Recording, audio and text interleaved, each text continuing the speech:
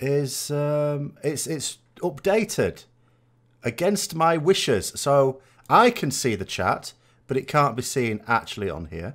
At first I thought, oh, it's made it all nice and interactive. I can actually type messages directly into here. It all looks really good.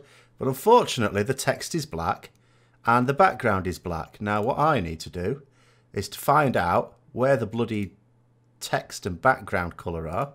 And this caught me out because this has only happened today. I didn't even update anything. That's the maddening thing. I didn't even update anything. It's just done a thing. Oh my Gideon. Oh, right, okay. Right. Piss off. It's just gone back to the original default settings, hasn't it? Useless bloody thing. Right, I'm afraid what we're going to have to do for tonight, I'm sorry for those people who will be watching this on YouTube, we're just going to have to cope with it as it is. It's buggering about. So sorry about that. We'll just have to carry on as normal. You know, it is what it is. I'll have to play about with it later. It's sprung it on me. So anyway, right, let's get started with something that'll make sense. So what I said last week is and I will put something after this as well, onto the community tab on the YouTube channel. I just basically said, look, I'm going to do discussion stroke, speculation stroke, something videos at least every Monday, just ahead of this, and for ideas. And people did actually put a load of ideas down. I was only able to actually do videos for 2 of them, because there was a load of other stuff to do at the weekend, including, obviously, you know, the new stuff on the alpha. So I thought I said I'd go through some of the other ones here as well. Now, here's an interesting one. What do people think about this? So, we've shifted the way the game has gone. Obviously, with any expansion, is always going to shift a little bit. So, what happened in Legion? I suppose the big change in Legion, or the most obvious one, was trying to dissociate this link we have between quests and leveling. Because in previous expansions, you do your quests to level, and then as soon as you've got to level cap, you just, well, delete all the quests from your log, because you don't need them anymore, apart from the ones that you need for, or needed for achievements for raids and stuff like that. You basically might as well have just deleted all the quests from your log, because they weren't very much use at all. But in Legion, of course, they had Suramar, which was a zone that you could only do the quests in. You could only do those quests in at level cap. They weren't available before. BFA, we've got the same sort of thing. You can only do those quests at level cap. But then a question came up here on the community thing. Where was it? Lost it.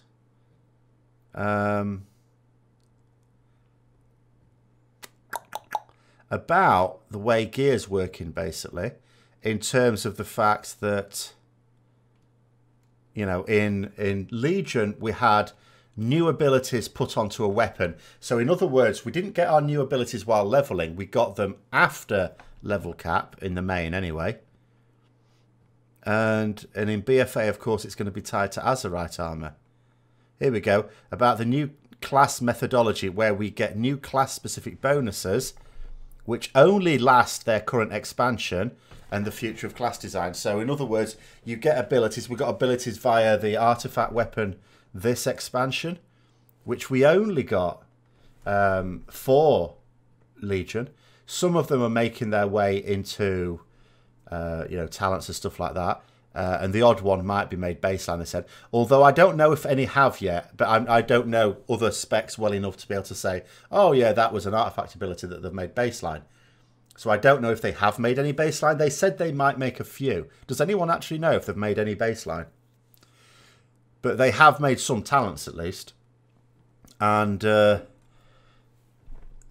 otherwise they've basically disappeared. If they haven't been made into a talent, and if they haven't been recycled as an Azeroth trait, they've basically been complete. You know, you've got this ability in Legion, and then it's been removed. Battle for Azeroth would be the same thing. We will have Azerite traits, which some of them you could liken to actual abilities, and then after BFA, they'll all be gone as well. I suppose it'll be less harsh with BFA because they're seen as fleeting anyway, because you wouldn't necessarily have the same traits all the way through the expansion in the same way that you did with Legion.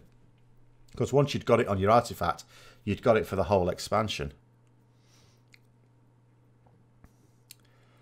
People in my guild started to take breaks too. People in my guild were starting to take breaks before we finished progress. I still haven't finished progress. Still haven't bloody killed Agrimar. So yes, the answer to that is yes. But you know how it is. I mean, it's very difficult to say whether it's a break or not. Because some people, if people sort of ever feel the need for a break from WoW, what you generally find is when it's time to come back and get back into it, I'm not saying all by any means, but you always get some of those people decide actually they were sort of done with WoW. Because I don't get it for me personally. You know, if you enjoy doing a particular content in the game, if you enjoy raiding, whatever it is, then, you know, you'll still enjoy raiding after the progress is over. And if you don't, then it suggests to me that what you really wanted was just the progress, not the raiding. You know, it was the progress that motivated you and not the actual raiding activity itself. Because otherwise, why wouldn't you want to carry it on when you completed everything? But yes, I mean, we're having to try and recruit at the moment. They may return to a more casual level. This sometimes happens. I'm not sure how often. The problem is, and I know this would apply to me, you know, you can get to a point where, I mean, Legion has been a massive de-escalation for me. Complete you know, I used to be unhappy with World 200. I'd love to be able to get World 200 now. I'd bite someone's hand off for it. So I've been operating in terms of raid progress at a very much lower level. You know, only just beating Cutting Edge, if at all. Haven't beaten Cutting Edge and Tomb of Sargeras, you know, by the skin of my teeth. And that's a massively different situation to what I've been used to in the past.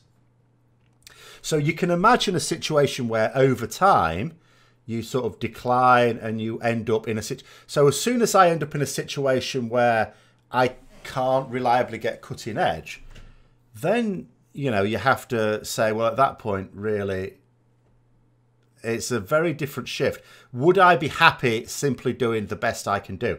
It's a bit like a professional footballer who plays for a top club, top Premier League club, Bundesliga, La Liga, whatever. And then they go off the ball and then all of a sudden the top clubs don't want them. Do they just go down to a lesser club or even a lesser division and carry on their career? A very small number do. A lot don't. And I think I'd be the same. And I think a lot of other players would be the same. There comes a point where you think, you know, this is the standard, this is the minimum standard I expect to be able to enjoy it. And if I can't get that, then I won't do it at all. You know. It is not called MLS. MLS is where former great players go to die. But yes, make a shit ton of cash and retire. Well, a lot of them have already made a shit ton of cash. They could retire. That's what I mean. They have the option of retiring. Now, obviously, in World of Warcraft, it's amateur anyway. So, you know, your currency is achievements.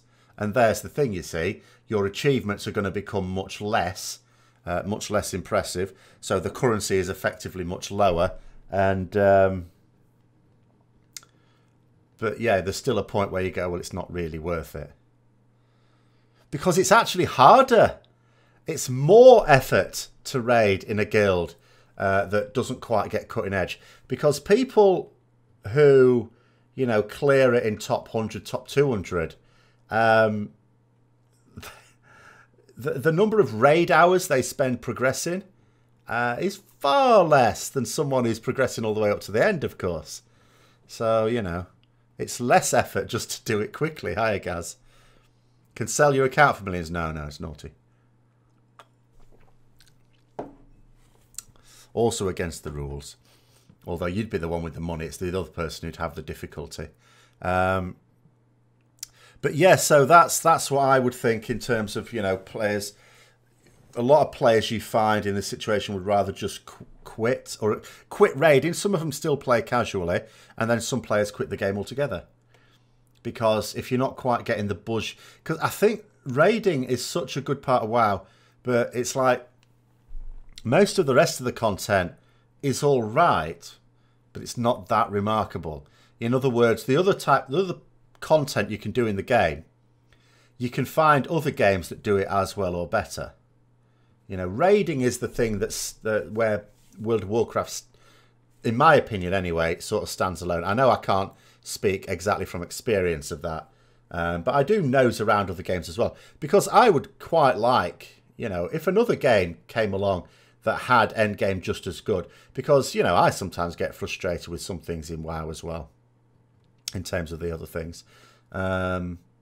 But it's just so amazing. And when that then isn't accessible to you anymore, for whatever reason, because it's a team effort, and if you can't get into the team that's going to compete where you'd want to be, then you start to think, well, what else would actually be keeping me here? And it might not be that much. Although, that being said, as much as I praise Elder Scrolls Online, they've annoyed me in the last 24 hours.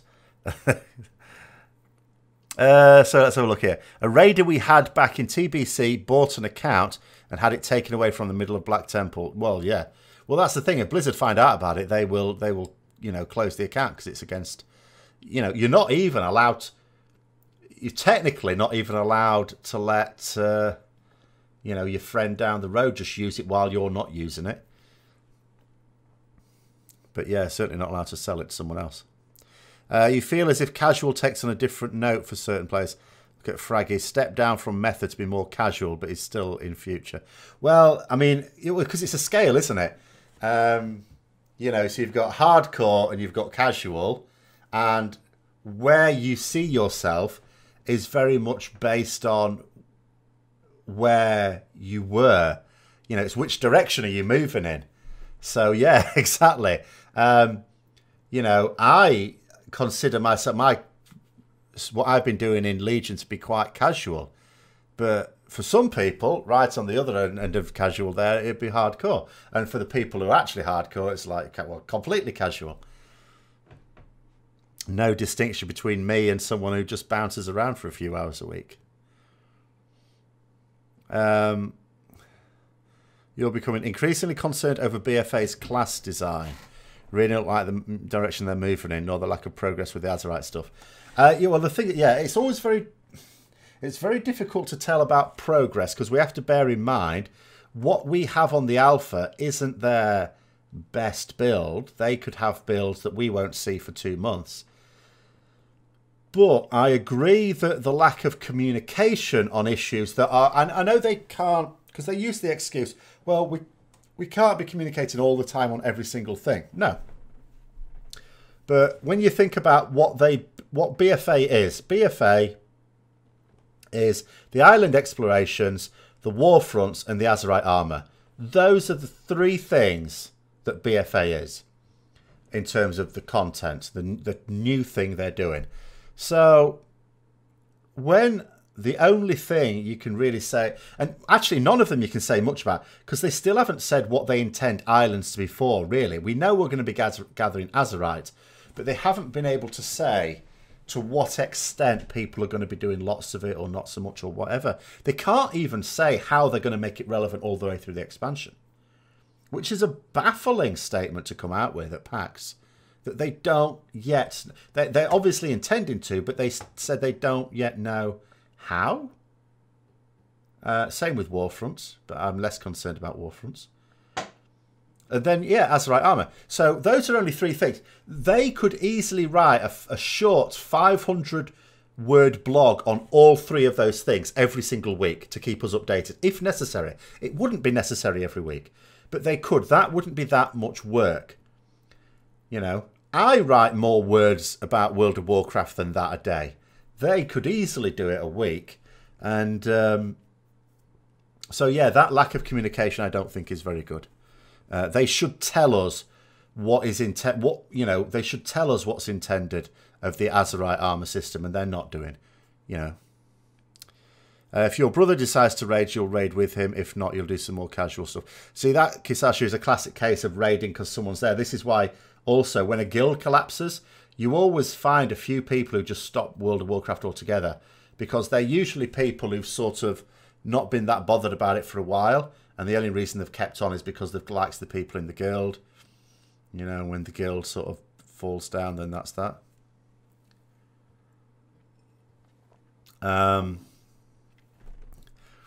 But Diablo, you're excited to see how the raids intersect with the lore. Well, yes. I mean, we only know up to Ashara, really. And even then, we still don't know the full storyline of everything. We don't know the full implications of the first raid, which is supposed to be that facility for learning how to kill old gods. The ability to play all 3 Warlock specs without having an insane grind like you did to get 75 traits. It may not be as bad. I think what Blizzard are quite good at, they're not always very good at admitting where they've got something wrong. They sometimes are, but they're not always. Hi, Echoes. But what I think they are quite good at is sometimes, as long as it isn't someone who gets butthurt about these things, which there are a few of them there, they are quite good at least of privately recognising where something wasn't great and doing something to make it better. So I do have high hopes that we will not be slavering after Azerite to the same extent we were Artifact Power. However, they have said that they won't cap it. That suggests to me that they wants to use it as a carrot to basically get people to play every day. That's my issue. And, you know, I wish they would put stuff in that encourages us to play every week, like at least a session a week, not trying to get us to play every single day. That's where they're going wrong. They only need us to want to play every week for it to become worthwhile subscribing. You know, because if you play just like one Saturday afternoon, just say fairly casual, a Saturday afternoon every week, that's worth a subscription.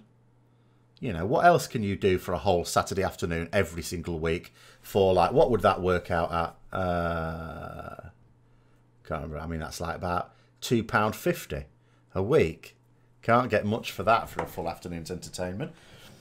So, you know, they don't need us. They don't need us playing it every day. They may do a soft cap on Azerite, though. There's only so many world quests, expeditions, etc. Ah, well, that won't cap it. You may be right that there may be a soft cap realistically. But remember, islands, you know, islands are supposed to be a major source of Azerite, if not the major source of Azerite, and you can ram those. So I think if there is a soft cap, it is that there will be points at which you don't need any more ranks on your neck to be able to use the armor you have. You know, so as soon as you've got the rank that allows you to use the very bottom trait on whatever is your best piece of Azerite armor, at that point, the need for more Azerite diminishes until new content comes out, or you know, somehow get access to better Azerite pieces. It might be pretty unpleasant for Mythic Raiders, though, again. Dear. You'd be okay with daily grinding if it was only something like the emissary quests, where you do 4 world quests. And see, even that, you know, it's okay to begin with, but even that gets tedious. Like, I haven't done a world quest for ages now. Not for ages. But, because, I mean, the artifact's weapon sort of reset at one point, didn't it? So, you know, there was an actual reachable cap on the artifact traits you could get, and then they changed it so there wasn't. Whereas I think, you know, there'll be an effective cap on it every tier. Still worried about Blizzard saying they don't care about class balance. Well, yes, something like that would concern any serious player. Indeed. It's it's a bit grim. Especially as I don't think there's anything really about the way classes work. They're not fiendishly complex. And I mean, really, you know, when they tidied up the talent system in Formop, I should say, you know, they don't have any real excuses for not being able to balance to a reasonable degree. I understand it's not easy to balance around dungeons and raids and, well, no one cares about solo stuff. As long as everyone's strong enough, it doesn't matter if one class or spec is better at it. It only matters when it comes to competing with other players, whether in PvE or PvP. And again, PvP is another issue. You know, do you balance it around 1v1? I would argue not, because that's not a major source of serious PvP. I would balance it around, you know, small arena groups. Because even in a rated battleground, you can still argue that a lot of the stuff takes place in smallish pockets of little skirmishes. There's no big scale stuff. But yeah, I'm whenever they say they're not that bothered about something that is actually quite important, I'd be concerned too. And coming back to the old philosophy of class design, where the big issue seems to be is it's this overriding class design philosophy that affects everyone. So their attitude to GCDs, you know, their attitude to wanting downtime in rotations, even if the class doesn't really support it very well. Because what it means is you are preventing developers from making the class feel nice. There's always going to be some aspect, particularly of a class that isn't traditionally used to downtime, like Ret, obviously. You are preventing them making it sort of make sense in total. It'll still be a big improvement on Legion, but there'll just be that bit of disappointment, a missed opportunity, because of having to deal with that philosophy. Which hits some harder than others. Same as the GCDs, that hits different specs, but it still hits some specs harder than others. And it's also an issue that no one asked for. No one asked for either of these things. No one asked for more downtime. No one asked for more GCDs.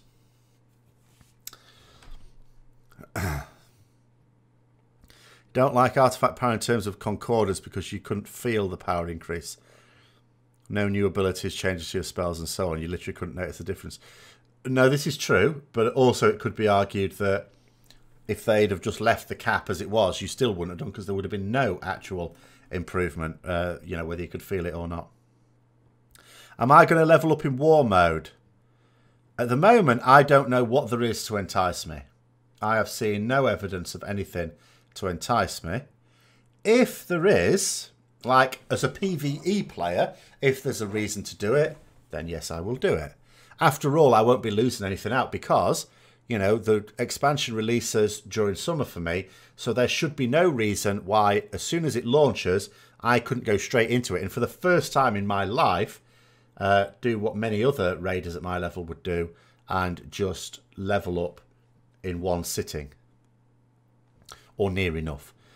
Which means I wouldn't have to put up with enemy players in my area anyway, because they couldn't do that till they've leveled up. But at the moment, I don't really know what benefit there's going to be in doing so. Quick question. How does the artifact knowledge work in BFA? Saw a chart on Wowhead, but no idea what it's about. I don't know. It was artifact knowledge. Which one's that? Oh, that's the one that lets you... That's the catch-up mechanic. I think Blizzard said it would work in a similar way to Legion. But there was a difference, and I can't remember what they said now. So I can't, unfortunately, answer that one. Because I'm trying to remember what they did say something about it, but I don't know what it was. And there's no real evidence of it. So as far as I've been able to tell in the alpha either. Because... let's see if I've got... Oh, I don't even know where my notes would be on it. But, yeah, that's... Oh, that was another thing, yeah. Bringing out that build last week. With when I'd... Again, usual thing. I suppose they're making up for it by the fact that the expansion comes out when I'm on holiday. Because Easter, I was thinking, oh, yeah, come on, bring stuff out on the alpha and I can do stuff... I can test it and I can do videos on it. And then, you know, they waited until I went back to work before they brought out loads of stuff. Is there going to be flying in the new zones? It's coming later. That is now their pattern. They did say something a little bit curious at PAX about flying. They said they've learnt from Legion. Now, without saying what they've learnt, I'm hoping what they learnt is that it's not a good idea to introduce flying at a particular point in the expansion, to introduce flying and then immediately introduce 3 new zones, which of course everyone's going to need to go into, where flying is not allowed. That was a bit of a faux pas. So what I'm hoping is that's what they meant about what they've learnt from ways to introduce flying into the game. So I'm guessing that means they'll introduce flying 9 months in, whatever. But they won't then immediately bring out a new zone, which we have to go into, where you can't fly. Go on then, Kisasha, PM me that, and I'll have a quick look.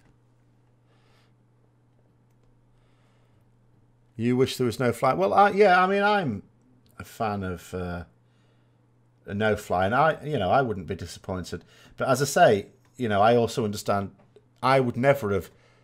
If there was a meeting during WOD when they decided this was going to be a thing, no more flying. If I was a developer in that meeting, even though I would quite like if there was no flying, I'd have still said, no, you can't do that, just because people were obviously going to go mad at it. Have you? All right, yeah. It was a stunningly bad PR. I couldn't understand how they could be so dim. Right, let's have a look. Your Heart of Azeroth. Azerite knowledge. Oh, it's just what it says it is then. Oh, hold on. Multiplier. The multipliers are less than 1. How does this make sense? Huh?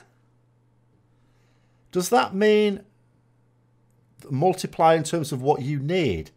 Is it multiplying what you need rather than... The only way it makes sense is if the multiple... So, oh, for everyone... Hold on, let me just take a screenshot just so everyone else can see this. So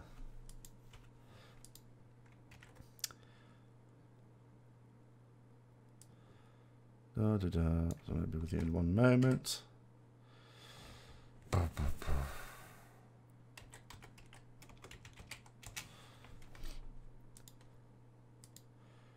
Come here. Media file. Pictures. Oh, wrong folder. Where did I save it? Right, okay. Let's make that a bit smaller. So...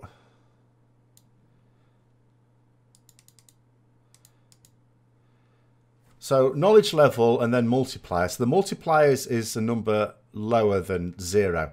So I can only imagine the multiplier doesn't apply to the Azerite you get, but the Azerite you need.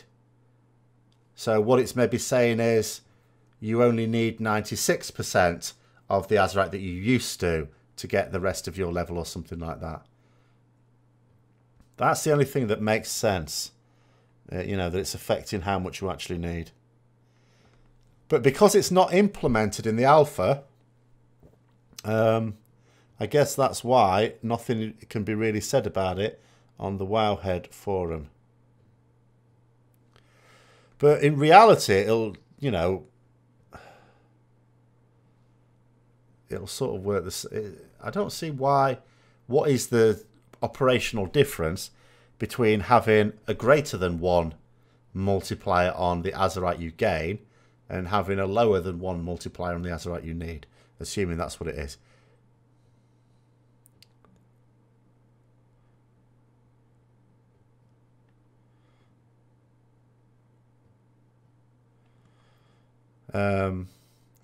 Yes, but again, you know, it's a case of needing to know how much you're going to get from various bits of content. Well, hopefully we'll never need level 80. we don't know what level we're going to need on our Azerite armor. Because as you can see, well, you can't see there, but if I go down, the knowledge level 40 only goes down to 0.2, so it's basically worth 5. Our Azerite will be worth 5 times as much as at the start. So, and presumably it takes a long old time to get knowledge 40. I mean, that, you know, if it's 1 a week, then that's 40 weeks worth. That's a good couple of tiers, more than that even.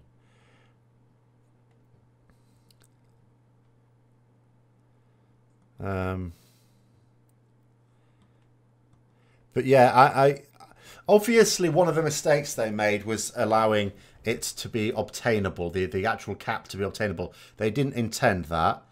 So obviously from the outset, they're just going, do you know what, we're just going to make it impossible. You know, so obviously impossible, there's no point in even going for it.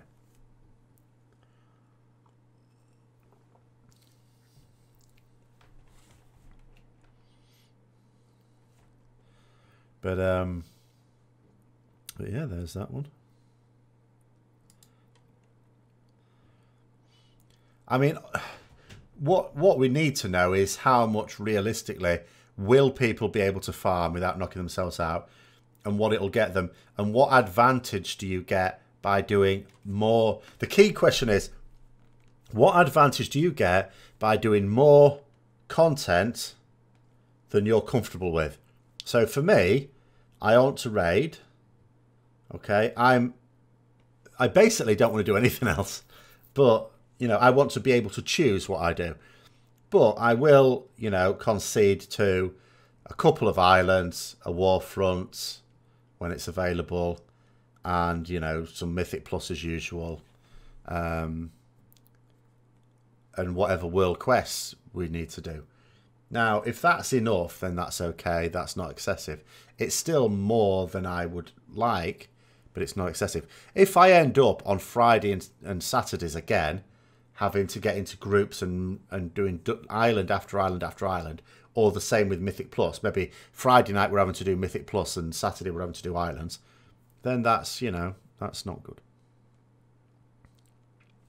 And yet again, raiding, you know, recruitment will be difficult because I think that'll turn a lot of people off. So we'll have a lot of dropout again, because that was the #1 reason for dropout through most of Legion, you know, from the guild I was in. You know, people can't be asked to do all the artifact power grind. It wasn't that they didn't want to raid, they just couldn't be asked with the grind. You wonder how the artifact level and item level correlation goes. For each level you can equip an item 5 item level higher, or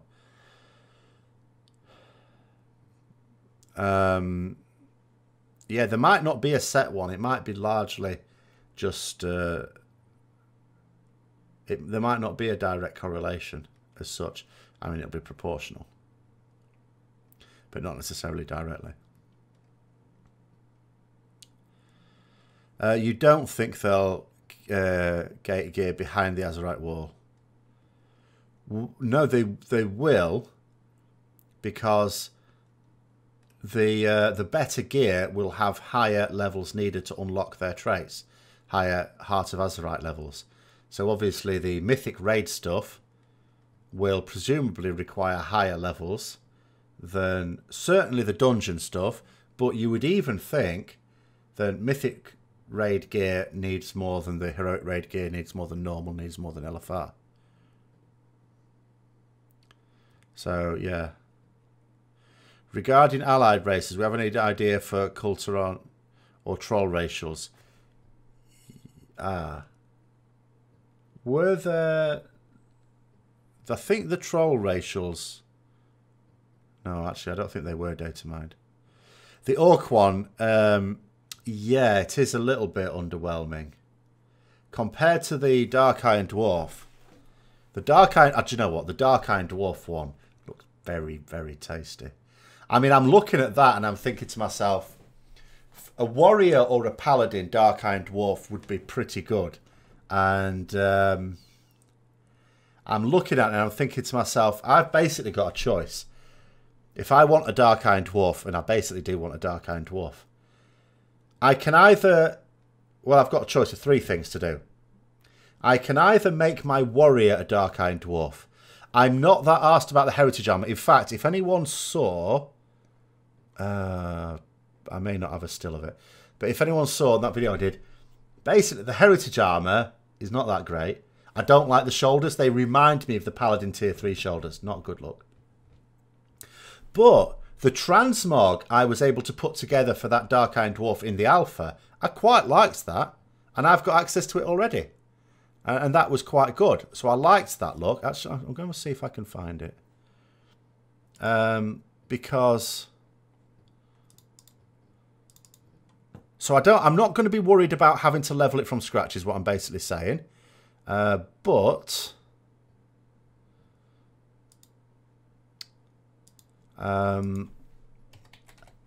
So I could easily change my warrior into...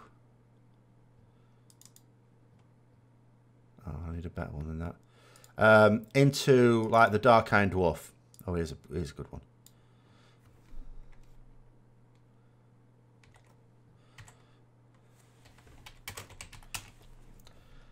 But the problem then is it wouldn't be a Pandaren. I like the Pandaren two-hander animation. So I like my warrior being Pandaren. But the Dark Iron Dwarf. Now, I would only make it a Dark Iron Dwarf, I have to say, if I decided to play my warrior at least as a semi-serious alt. Otherwise, there is no value in it.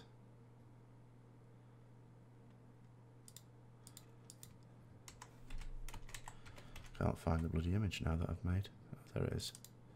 There we go. So, you know, I mean, that transmog I've been able to make from what's in my bags.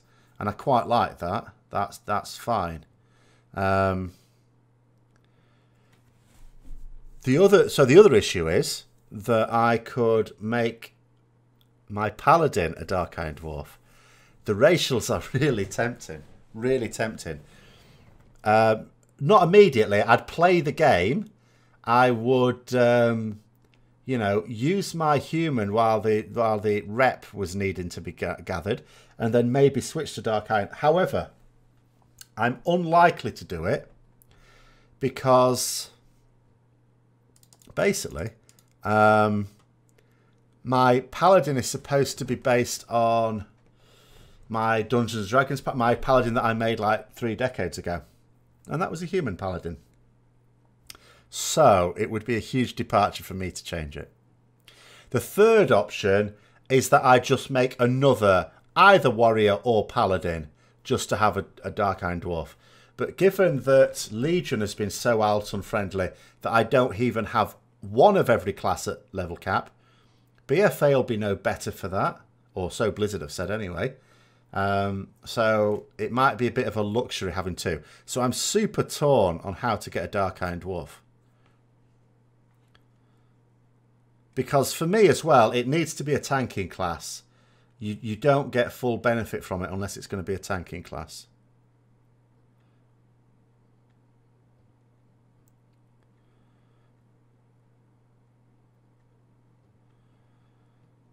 I mean, yeah, 4% obviously is not, you know, it's not going to have you going around like Speedy Gonzalez, but you know, it's better than nothing.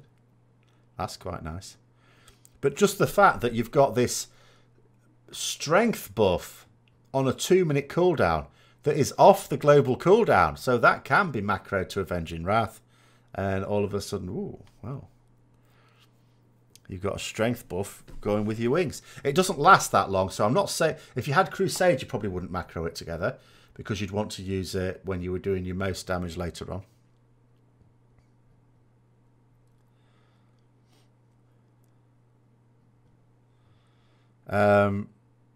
Yeah, a lot of people are going to be rolling Dark Iron Dwarfs, I think.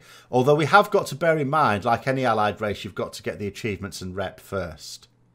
So if some people slack on that, they won't be rolling one. You've got 10 out of 12. What have I got now? I still need to do Priest, Mage, and Druid. I think I've got everything else now.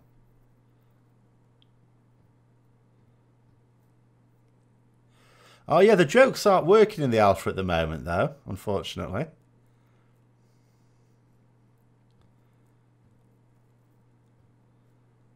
Only the flirts are actually active, which is disappointing.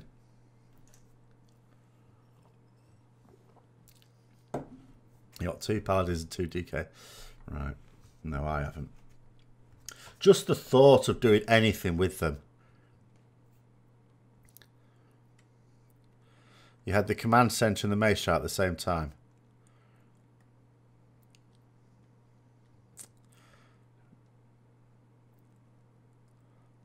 You've got 4 out of 12, but you only play one of them. Well, I've got 9 out of 12, and I only play one of them.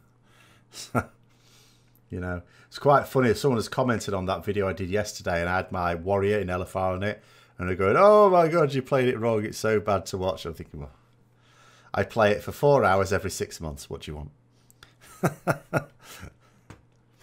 Also, that is the. I mean, that's the point. That's the difference. It's a nice counterpoint playing an out not seriously, because you get to see what it's like for for everyone else. Same as playing other games non-seriously. Because in LFR, of course, you can, and this is the problem I have with people being stuck in LFR when they might quite like raiding, because you don't have to do anything. It didn't matter that I was useless on that character. It made no difference whatsoever. However, someone did say in the comments that, well, what they should do if it's just for storytelling, which LFR ultimately is for storytelling, then it should just reward cosmetic gear, something like that. That I don't agree with, because here's the thing, and I know this is a bit funny, but if LFR only rewarded like some token gear, then people wouldn't be able to use LFR to go through the story mode, because LFR relies upon knowledgeable players playing it. Whether it be actual raiders or their alts or something like that, you couldn't get... For a start, if you only had people who wanted to do LFR and nothing else doing it, then the queues would be horrendous. But also, the success rate would be much lower as well. So... Maybe... Oh, do you know, I just had a thought. Do you know when they said about the island NPCs, that smart NPC technology? And they said they're looking at other ways to introduce it into the game, but nothing yet. Maybe what they could do for LFR is you queue up a certain amount of time and then you get in 10 minutes, something like that. And for every player missing from the raid, they put in a smart NPC instead to help you out. Because you might as well. I mean, when you're doing LFR... you don't know if you're even solo. Like, you don't even know if the other people are even players. All you'd need to do for these NPCs is give them some basic instructions, tell them to type out some random shit, and that'd be it. You wouldn't even notice it wasn't another player. So they could do that, couldn't they? They could just put in a load of smart NPCs to cover any absences, and that would keep the queues down, and it would mean you wouldn't need, like, raiders and stuff like that in. If it was a tanking NPC, they would just have to be programmed to taunt all the time, even if another tank had it, and drag the boss around in a big old circle. If it was a healer, it would just have to be programmed to change the DPS spec and to start doing crap DPS instead. All these things. It'd be quite easy to program them.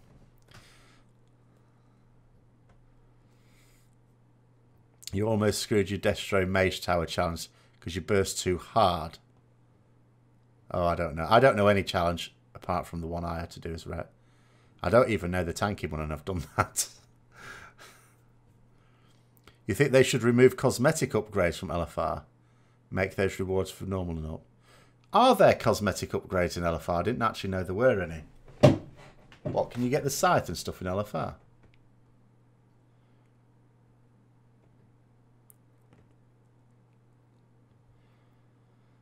People will bitch because of elitism being declined from groups. How can you get declined from a group if they're all NPCs? Let's remove my little dwarf there. He's no longer required.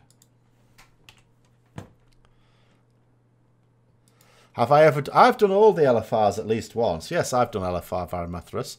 That is not nearly as bad. You've got to bear in mind what comes after Varimathras. Coven, right? Nothing, you know... Any issues I've had with Varimathras, which are not actually that bad, I've never known any particularly bad situation, is just wiped out by what happens on Coven.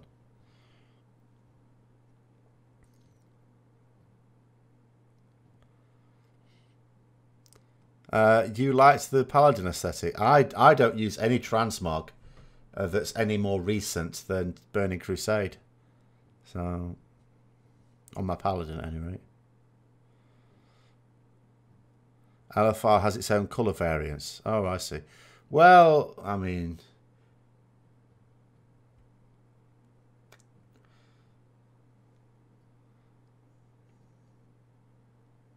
Right. I mean, they have to do that in a way, because otherwise you're not... It's more a case of making it special for the ones further up. The levels further up. To try and get people to want to do all of them. Which they might have a better chance at now if they're going to make some... If they're going to do fewer sets but make them look better, then that'd be quite good. Because they're not designing sets for every class but just every armour type, that'll allow them to make them look much better. And they do. So far, they do actually look really good. Vote kick players and NPCs have to analyse the player and vote. Well, most people in LFI, if someone puts up a vote to kick someone, it almost always gets passed, even when there's no justification for it. Can the AIs kick each other? Maybe. To be replaced by another, you know, smart NPC.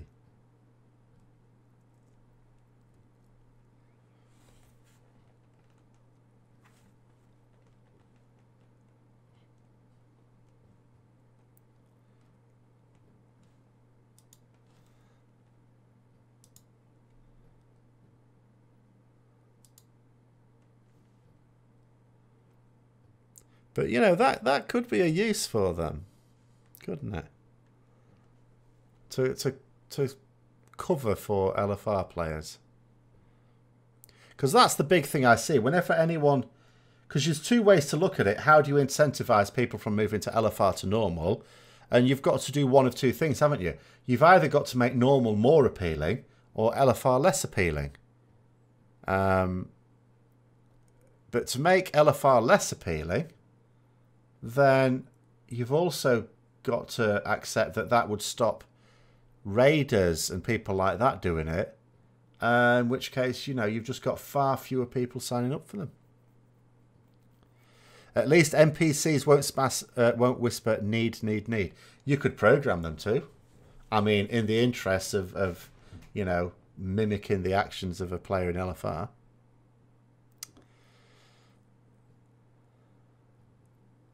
You'd rather LFR be tuned into a much smaller group of AIs with drastically tuned down bosses.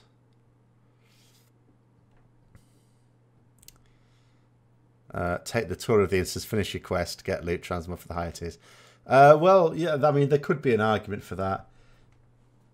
But again, I mean, you know, that would be if, you know, we're not just being silly and they actually could make their smart NPCs do that.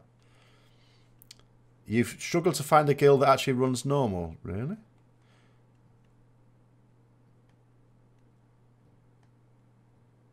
What, even a heroic guild, wouldn't they do a normal run as well?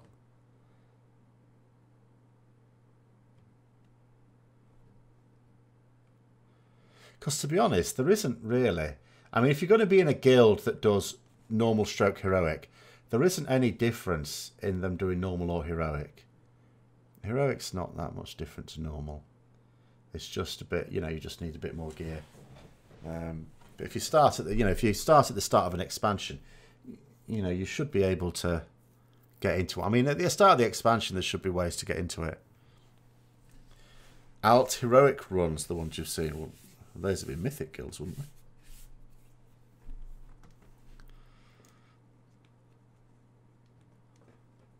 I mean, generally people will sort of farm the level below as well. So a mythic guild might well do hero. Well, they'll do heroic runs to begin with on their mains, but then probably or some will, if they've got alts in the guild, will switch to alts.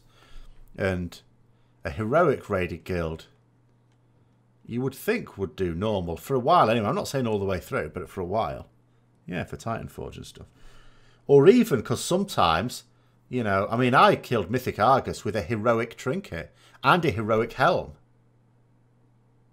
So you do it even, because there's even just covering up gaps in the loot that you've got that you can't get from the difficulty that you are doing it on. Because obviously when you're progressing through a difficulty, you can't, like if you're progressing through heroic, you haven't got access to heroic like Agrimar and Argus loot until you've killed them. So you need to do normal for those bits at least. And of course Titan Forge as well just adds to the appeal.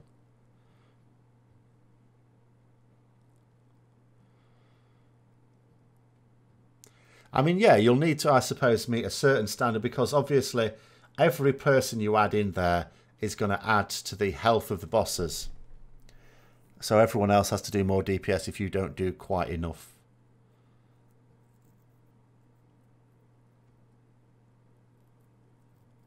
I've killed Mythic Argus once and I still haven't done Agrimar. And it's, you know, I knew it would happen like this as well. Before we killed it, I knew exactly how it was going to work out. Clairvoyant. You know, so far we've lost 3 mounts from not being able to re-clear Argus. I mean, technically more if you suggest that we actually should have killed Argus before we did as well. At least 2 weeks before we did. Oh, what is this? A new, hang on a minute, a new build on, the little bot is saying there's a new BFA build going up. Let's just see if it's gone up yet. Doesn't look like it's gone yet, but it's there or thereabouts. Oh no, it is. Ah, maybe. It has indeed started. Just going to see how big it is. Doesn't look that big. I'll have to wait for it to actually... I'll wait for it to finish messing about. But I wonder what that will... Maybe that will introduce more Azerite stuff. Something I noticed on the build as well, actually. A couple of weeks ago, or up to a couple of weeks ago, it's been like this for a while. So there's various quest rewards that give you either a helm, shoulders or chest, which are the Azerite armor pieces. And they'd all been converted to just primary stats, no secondary stats, because Azerite armor doesn't have secondary stats on it. So I was thinking, okay, so those quest rewards are just going to be Azerite pieces. But all of a sudden this week, some of them are not. They've got their secondary stats back. So Blizzard look like they've decided not to give out as much from questing. And something I'm particularly annoyed about with Blizzard, because they said about the leveling that, you know, your rewards for leveling is you will gradually get more and more Azerite pieces. Well, I leveled with this build, this week's build, a Paladin. And I've streamed that as well. It got to level 114, so I've gained 4 levels, and I have 1 piece of Azerite gear. And that's like the first piece you get. So it's a bit of a lie, really. Oh, it was a very... Oh, no. That was a really small one. There's not going to be anything of consequence in that then, is there? Should I have a... No. Your Mythic Agrimar kill. Yeah, you said about that one, haven't you? I mean, yeah, it sort of looked... I mean, we got to a 5%. Well, not even this week, the week before. And you can sort of see how it's going to get a bit hectic at the end. But you just need everyone to be alive towards the end and not panic. It's a classic case of if you panic, then things are going to go wrong. Don't know why people have to panic at the end.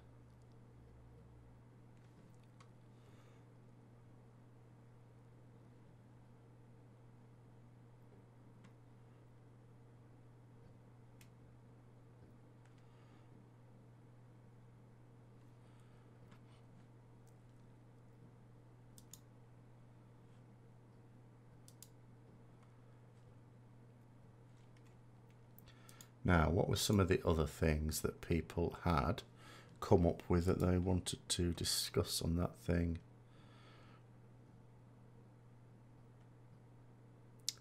Oh, there's one there that's a Paladin specific one. I won't worry about that.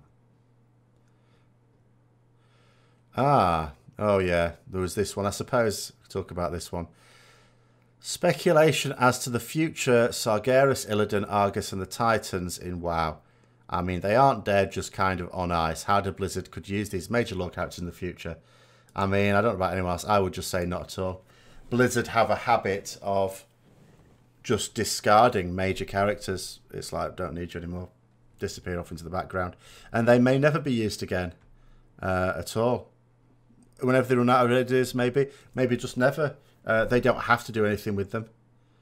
You know, the thing is, with like Warcraft story writing, particularly with characters, I think where some people get a bit, you know, like people will do like speculation, oh, this might happen, this might happen. Because what they're doing is they're thinking about the characters that are in the game that link to a particular piece of content, and they'll just assume that Blizzard will tie it all together. Because probably, like, you know, I think most people who play these sort of games have grown up on Tolkien's stuff, and Tolkien obviously is one person who thought very deeply about all his stuff, and okay, he changed his mind on a few things, that didn't help, but it largely made sense. Whereas Warcraft stories are written by random people, and they keep chopping and changing it all the time anyway. So there's no long-term plan for characters. As soon as they're not needed, they're discarded.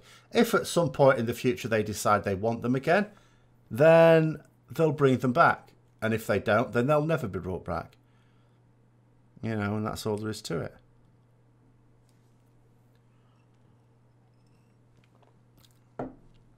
No way they get rid of Illidan altogether. They did get rid of Illidan altogether in TBC. They just then decided, actually, we're going to kill off the Legion. People like Demon Hunters, let's bring them back. That means bringing Illidan back. Oh, but he's dead. We chopped his head off. No, we didn't. We froze him in like green amber. It's fine. It's cool. It's fine. You know. So they just make shit up all the time.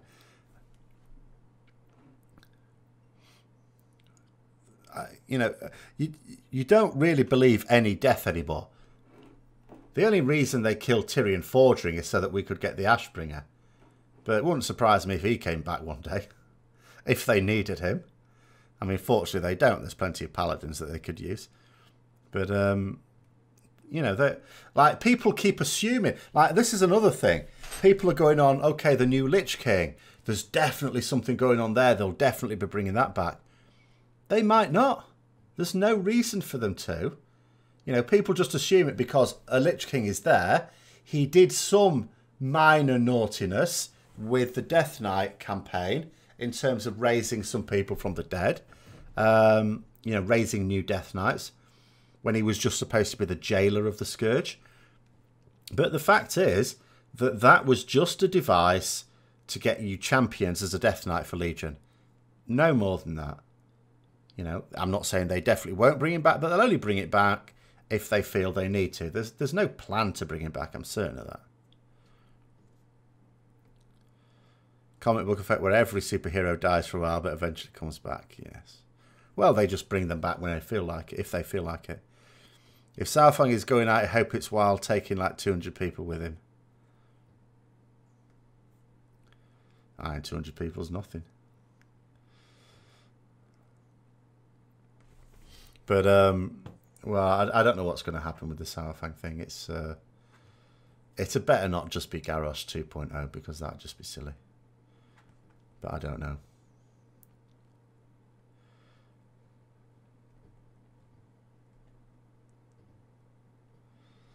He had his chance to go out in a blaze of glory. He could have been killed by me. No greater honour than that. But no, apparently I left him kneeling there to be taken prisoner.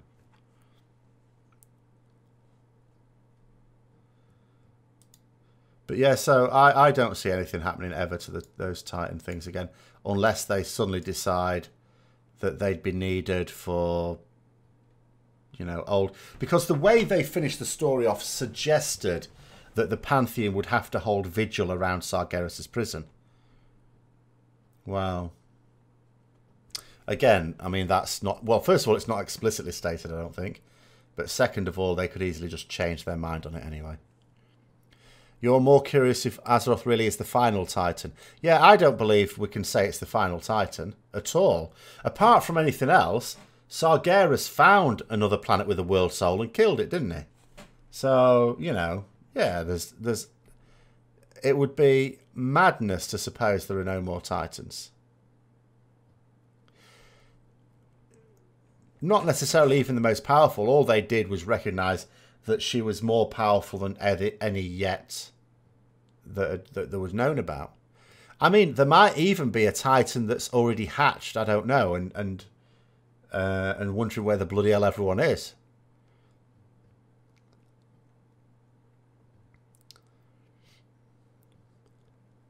Be curious to see how many void corrupted ones. Well, this is the thing, and again, it's a really stupid story device. This, the idea is that if a Titan sort of hatched, having already been corrupted in its sort of world state, that it would basically destroy the universe. Now, that's a bit extreme. I don't see how corrupting a Titan it makes it... I don't even see how corrupting a Titan makes it more powerful. Excuse me. I especially don't see how it makes it powerful enough to destroy the universe. How is that even a thing?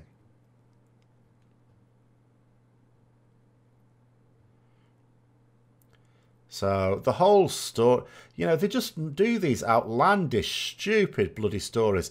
It's basically the writer's way of saying we mustn't allow a corrupted Titan. You know, it's the worst thing you can imagine. What's the worst thing you can imagine? Oh yeah, end of the universe. That's what it does. It's just lazy writing. Lazy. We've just defeated a corrupted Titan. Well, it's not a void corrupted Titan. He wasn't even really corrupted. He just went a bit mad. You know, he was just a bit extreme in his beliefs. He wasn't actually corrupted. It's a bit like Garrosh. You know, when we fought Garrosh in Siege of Orgrimmar, Blizzard were at pains to explain that Garrosh wasn't corrupted. Because we could imagine fighting it and stuff like that, that he was corrupted by the heart of Yashirash. And Blizzard said very, very clearly he wasn't corrupted. He knew what he was doing. He made his own decisions. He was using the power, but he was in control all the time. It's the same thing with Sargeras. He wasn't actually corrupted. He just became an extremist. The Void is actually the good guys. I don't think the Void's the good guys. It's just that I don't anymore believe that the Light are the good guys either. Your theory is that Amanthul, being the leader of the Titans, is full of shit and believes that any Void Titan wouldn't be controllable and have different ideals.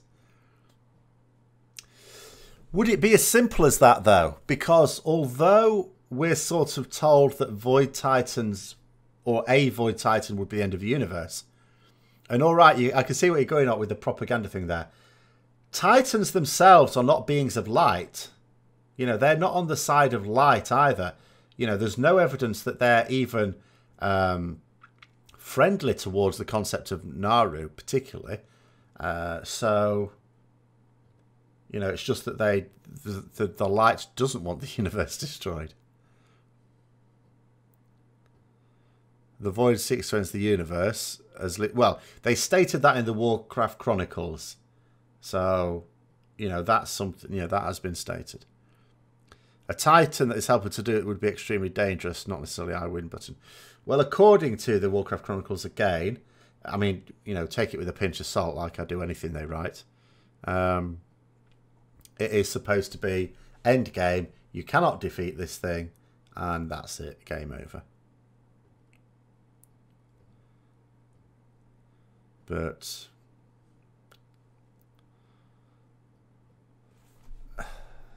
I mean, I struggle to believe that Titans are completely written out of the story. It's just that I think it would make more sense for them to have maybe it would make more sense maybe rather than any of the Pantheon to come back to have a Titan that independently hatched somewhere, uncorrupted, and wanders around and comes across Azeroth and goes, "Oh, hello, who are you?"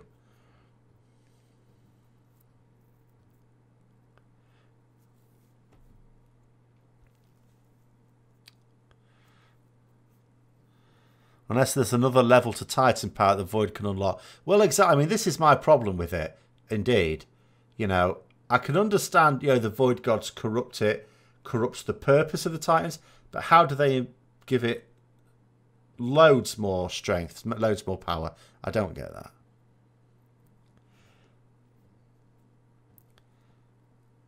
I'll tell you another thing.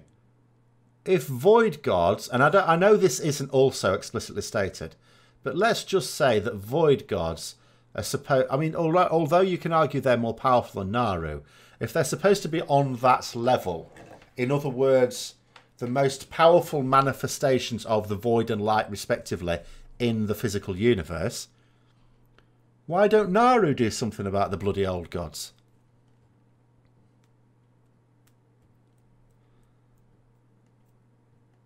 If they're so opposed to the Void and Shadow, why don't they? They've never lifted a bloody finger to help, or whatever they call their appendages.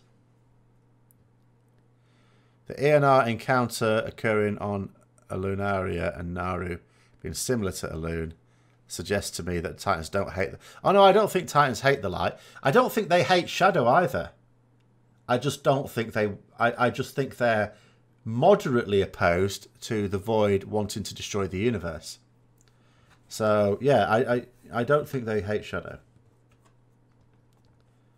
Or Light. Because they themselves are beings of both. And they probably recognise that. They just... Yeah, they just want to... They don't maybe see the Light as a threat because the Light doesn't want to destroy the universe. They see Void Gods as a threat because they do. Yes, Titans are arcane, yes. Apart from Sargeras, that was Fel. Which was another funny one. I know it matches with demons, but it still seems strange to me. What have you missed, hi, Michal? I don't know, random stuff. At the moment, we're just talking about the nature of, you know, Titans. Whether the original Titans would ever come back or whether we'd get a new Titan. Maybe at the moment there's a Titan wandering around like the littlest hobo, or the biggest hobo in this case, wondering where everyone is. No, he wasn't always Fel. That's what I don't understand. Like in the literature, you say before about him being corrupted. You know, in the literature, it seems fairly plain that he's not supposed to have been corrupted. He's just seen a solution to a problem that is a bit extreme. But he's not, you know, he's not been lured away by external influences. He made his own mind up about the way to do things. He has corrupted others, but he himself was not corrupted. However, when you look at him as being a being of Fel and not arcane, well, surely that is you can make an argument that he was, but you know, again, in the literature, it seems to suggest not.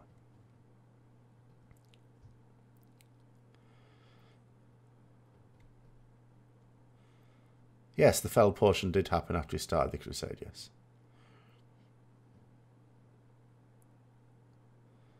But, I mean,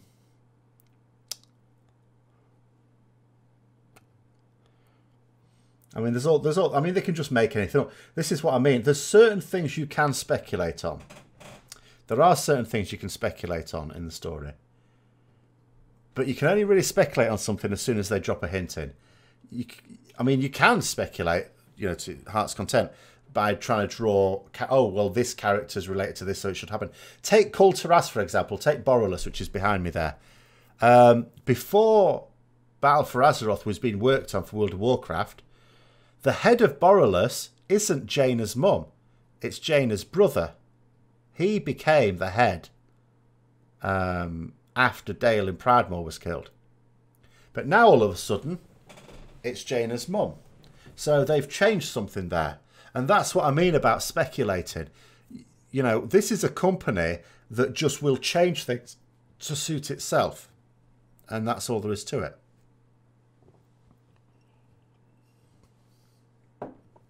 If I permanently moved to the US, would I be pretty miffed that I'd have to start my WoW account all over again?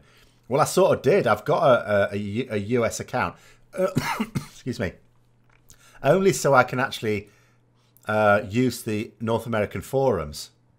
So I am paying for a subscription just to use the NA forums now and then.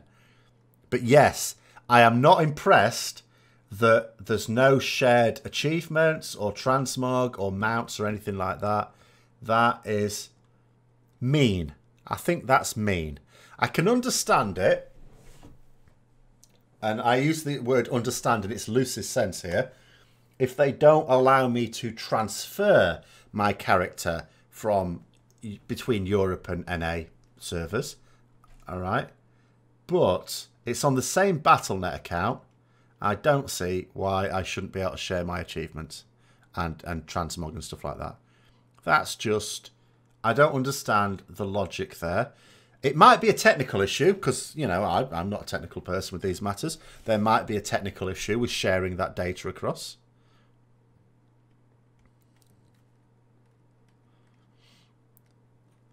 Warlocks aren't corrupted by Fel. They just use it.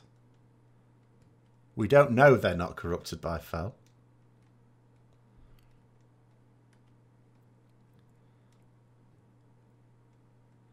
I mean, you've got to bear in mind, I remember in Molten Core, the Tier 1 armor sets, the Tier 1 set for Warlocks was horns coming out of their head. Now, that wasn't a hat, that was horns. And I don't think they'd glued them on. I think they were supposed to be actually coming out of their head. So I'm not sure that Warlocks haven't been corrupted. Could do Mountain Mog viewer runs then. The problem is, like, the game now is so Alton friendly. If I even spent just a few hours a week doing stuff on the NA forums, then that's a few hours I'm not spending on characters that have some material use to me.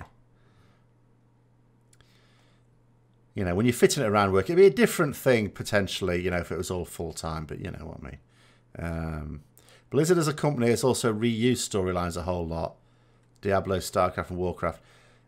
Yeah, I can't speak, obviously I've not really paid attention to Diablo and StarCraft stories, but it does come with lazy writing, which is why I fear the coup in BFA, because for me it would be very, very poor writing. But you can't rule it out because they do such lazy things.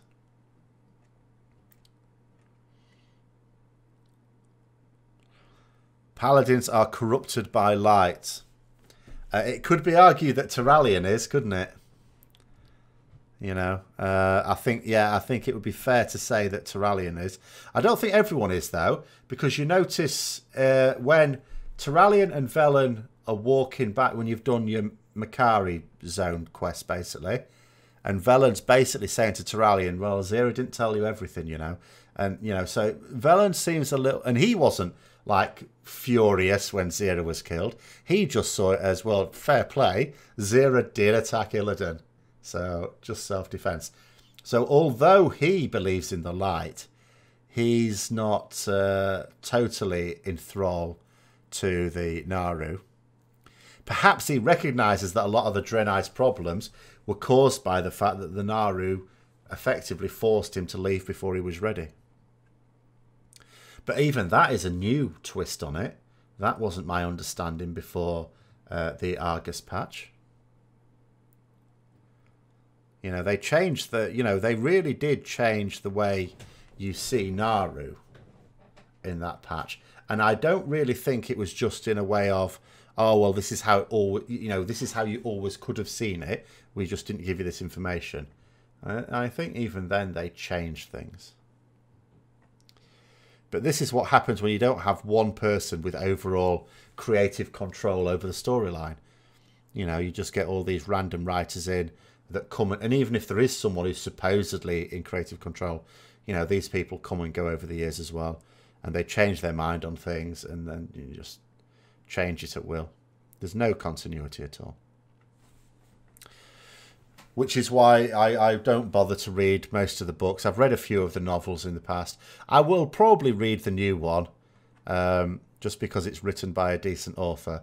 But the issue is that you can't read the old ones anymore because you don't know which bits are now. Well, some bits are going to be obviously contradictions to what happens now. You know it's not canon anymore, even though it's an official novel. And there's other bits you just don't know what it is. Illyria is pregnant with a void child. I somehow doubt that. You know, if she's been gone for 1,000 years, even an elf, I imagine, is going to be a bit past her prime for childbirth.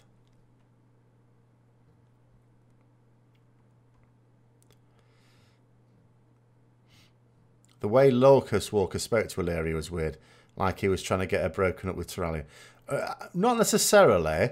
I think he just couldn't understand how Illyria would be able to fully commit herself to the void with Tyrallion by her side, because he's this being of light.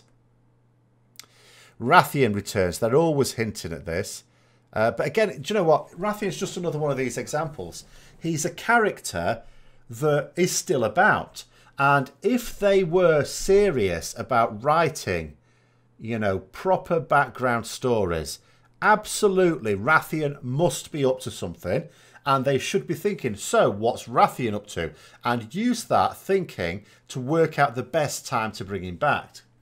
But they're not. They used Rathian for a couple of expansions and then discarded him.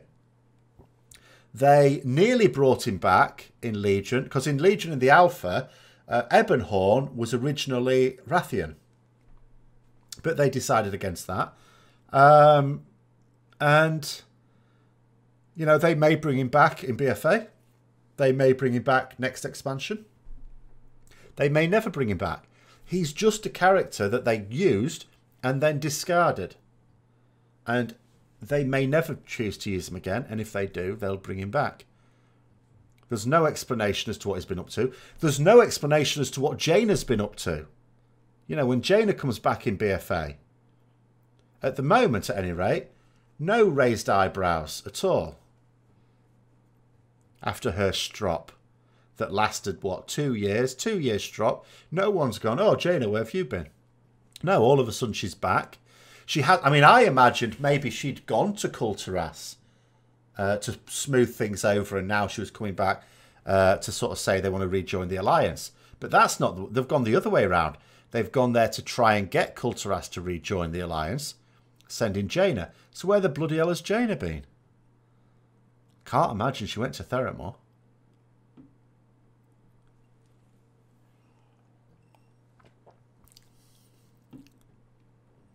You'd be fine with Sylvanas being killed as part of the war. I think there are some characters, not many, some characters that are too big to be killed off. I think she's the biggest character in WoW. I think she's just absolutely the biggest character in WoW. And I don't think they can kill her off. I mean, I could be wrong, but I don't think I am.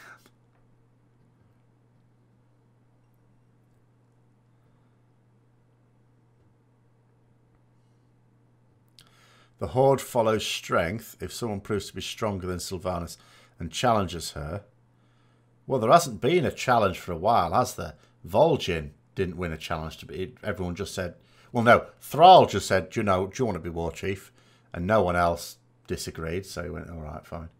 And then he appointed Sylvanas like a monarch. So she hasn't actually had to fight anyone for it. So I'm not convinced. I know what you mean about supposedly the Horde follows strength, but I'm not actually sure it's true anymore, if it ever was, because, you know, no one has challenged either of the last two War Chiefs. Even Garrosh was appointed War Chief without a challenge as such. It's just that he was challenged at least. twice. Although neither of them did he technically win. She's not a Dreadlord. She still has enough Valkyries to die. Well, I don't know where she is with those, but certainly there must... I thought she had more than one left, didn't she? She must have more than one left. She must... I thought she had quite a few left still. But I don't know. I mean, I'm not an expert on Horde matters. But I don't see Sylvanas.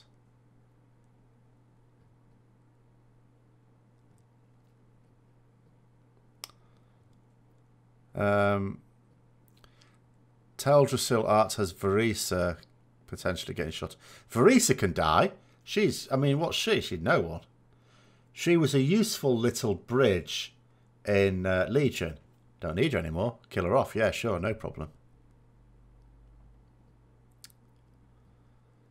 Does Sylvanas still love her sisters? I'm not convinced. You know. I mean, bear in mind, Sylvanas did try and kill Illyria. Obviously, Illyria was attacking the Undercity along with the rest of the Alliance. But, you know, that was a thing. In War Crimes, she almost... Yeah, but that was before. That's been superseded since. She's now, for whatever reason, proper gung-ho for the Horde.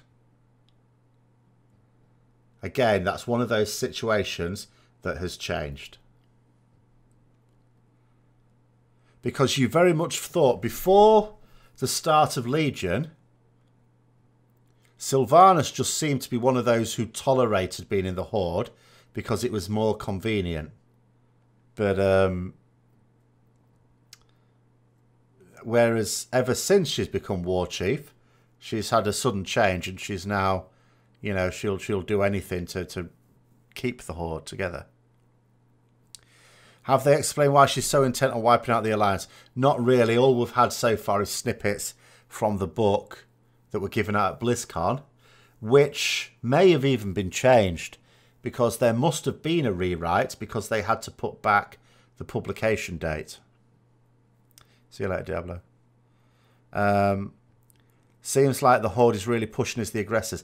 The Horde have always been... Well, they haven't always been aggressors, but whenever there has been aggression, it's always been on the Horde side. She wants to get rid of the Alliance so people can live in peace. This is possible. It might be as simple as that.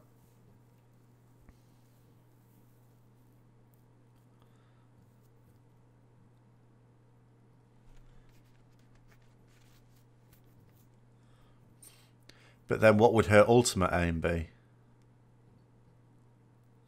Because when she agreed to live after the fall of the Lich King, it was more about the Forsaken, protecting the Forsaken. Whereas in that little snippet we did see in the book, Undercity is like basically Undercity's ready to rebel against her. You know, they're not happy she's spending all the time in Orgrimmar and that she's not there in Undercity.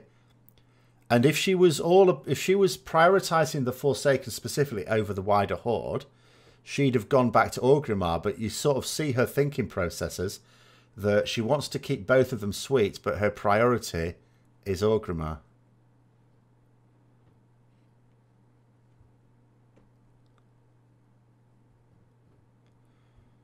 The Alliance did attack the Horde mining operations in Silithus. Ah, nonsense. That's not attack. That's not attacking Horde. That is us saying, "No, we want this as well." Silithus is not Horde territory.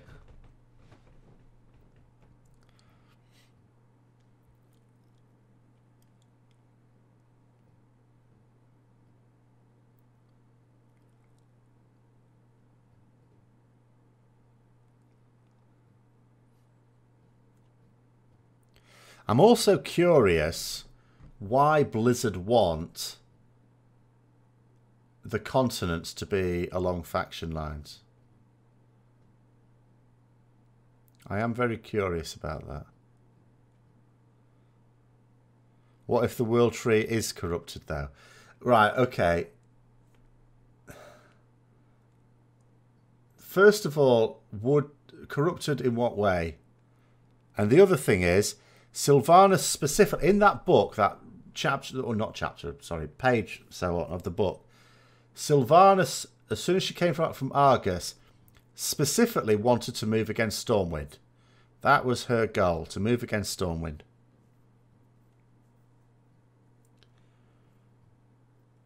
Yeah, but that can't be Sylvanas' goal. For the Horde to have Kalimdor, you know, she still wants Undercity.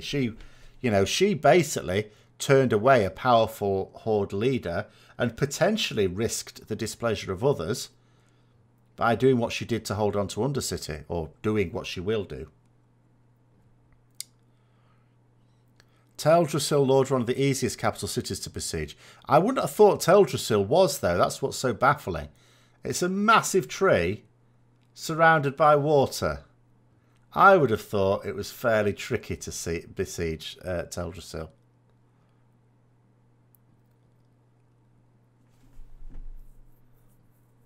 So, also, I wouldn't have thought Lordaeron was easier than, say, Silvermoon City. Or Thunderbluff. Surely Thunderbluff's the easiest.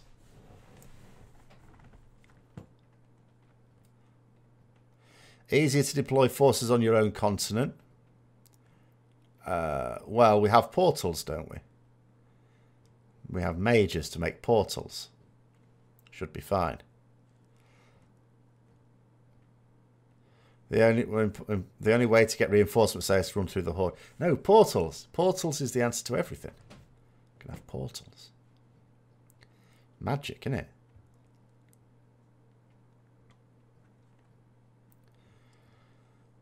Because the same thing would you turn it on its head, Safian. How did the Horde get to Teldrassil in the first place? Because they've got to come across water.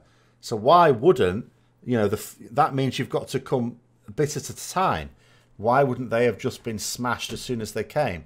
Because they couldn't arrive en masse. It's a big bloody tree in the middle of the water.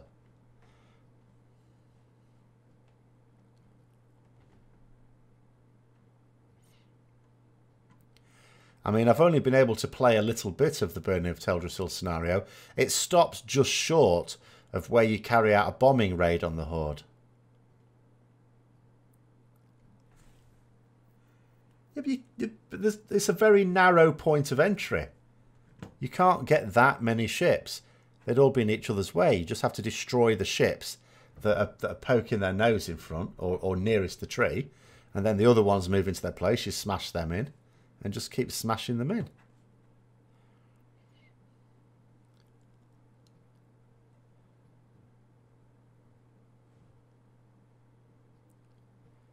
Where would the Horde even get such a massive fleet from anyway?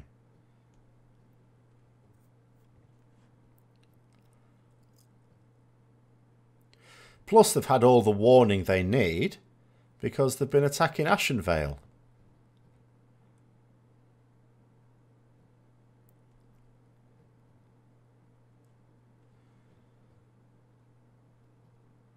But anyway, they're going to do what they're going to do. You hope there are more shake-ups. Well, the Warfronts is supposed to do something, but I'm still not impressed. Like, it's supposed to change the world, but I don't see how that actually makes any good. The Horde, well, the Horde, yes, I mean, since World of Warcraft came out, the Horde have made gains in Ashenvale, it has to be said. Certainly.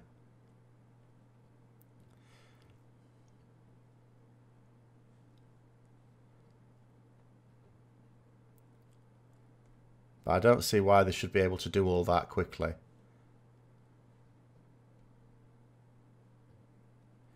Especially as Malfurion on his own was able to basically stop the whole Horde army in its tracks. One pesky druid. And that was before, well, that was, I suppose that was technically in Darkshore.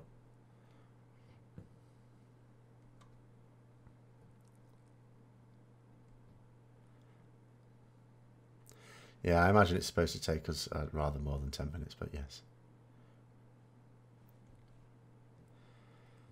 But anyway, whatever's going to happen is going to happen. But I think it's folly people trying to look for like fine motives on the part of Sylvanas. There are no fine motives. She's doing it to destroy the Alliance.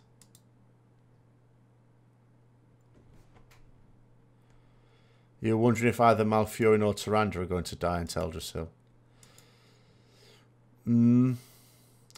Well,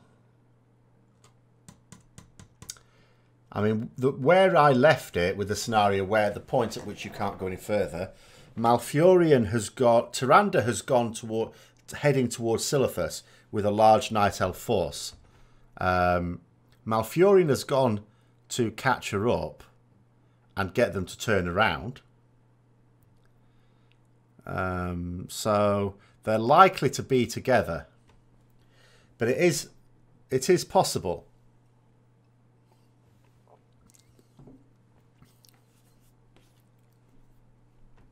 If they were going to kill one of them off, I think Malfurion would be the obvious one to kill off.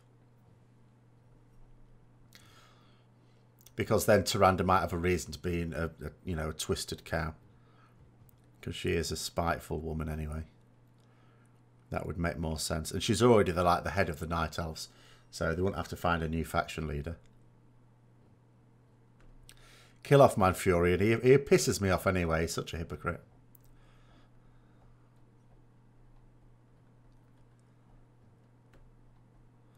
Although they then have to rewrite, which they'll have to do anyway, won't they? When they do the... will they?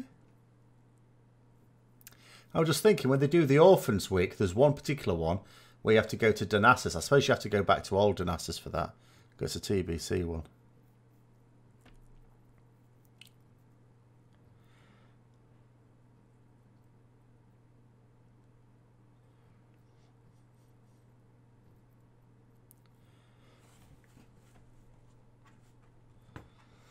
Yes.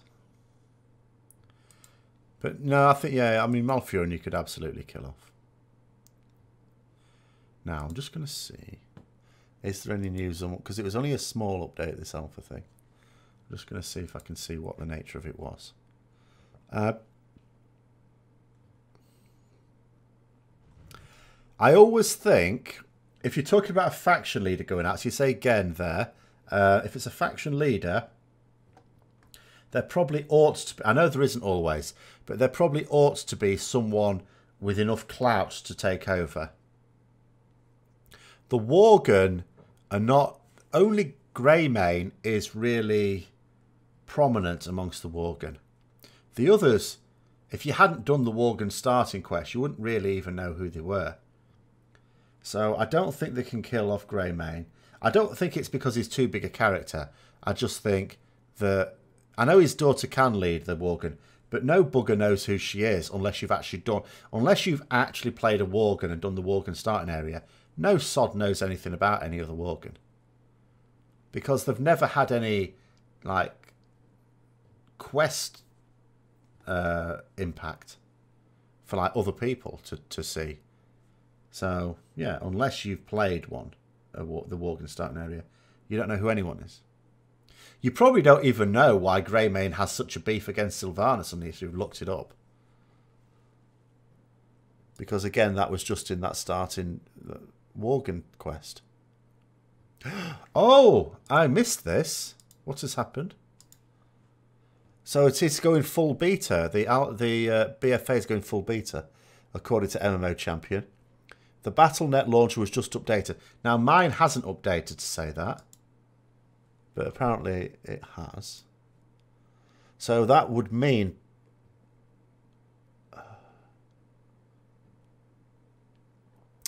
that would mean that it's what they call feature complete, sorry.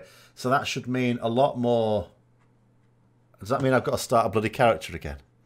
Although it also will mean, I suppose, that character copies soon. Not necessarily immediately. So actually it won't be worth starting one just yet because I'll copy my characters.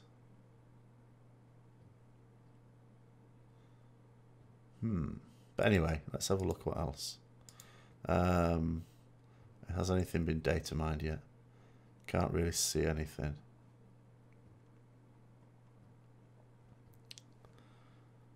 Oh, developer Q&A Thursday. Oh, yeah. Ah. What's this one about? The Battle for Azeroth beta has begun. As we sit down with game director Ian Hazakostas again. Do you think that no other developer wants to do them, or is he just too controlling? Ian Hazakostas for our next live developer Q&A, where he'll be answering your World of Warcraft Battle for Azeroth beta questions.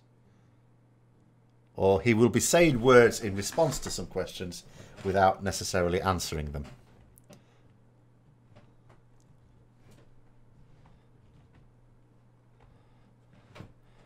Oh, yeah, I mean, certain things, you know,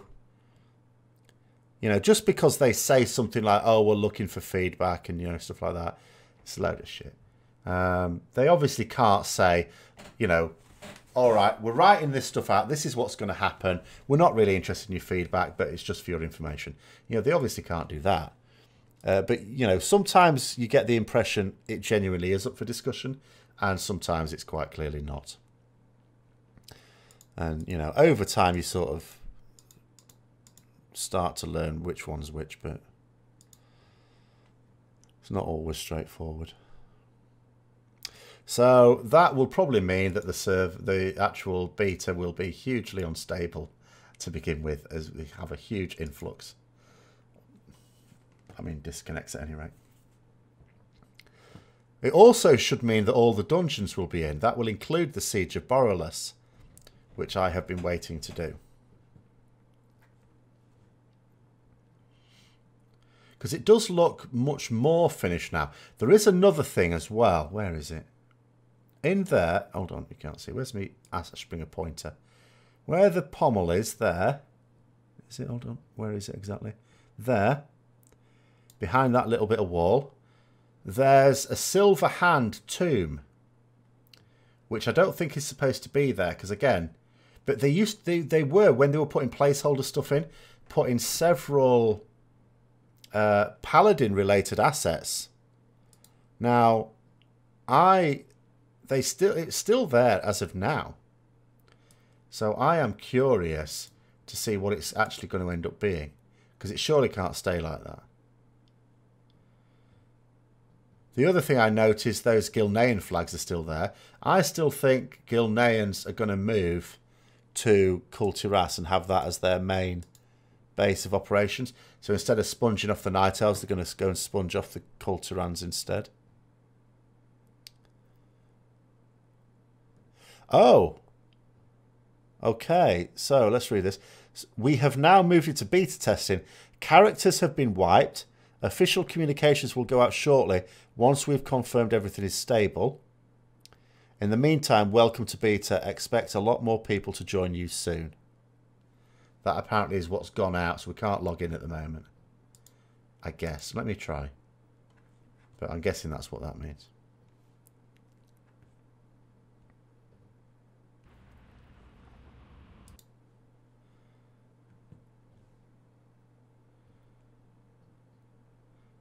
Oh, okay. We can at the moment.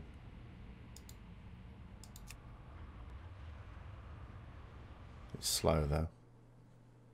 Oh, no, actually, they're not lying. They have wiped all my characters.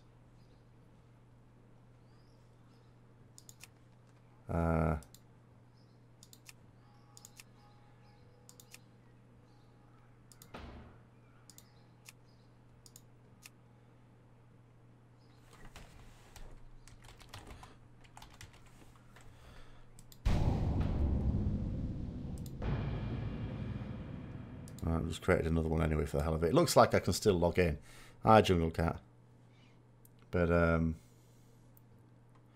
they have actually wiped all my characters.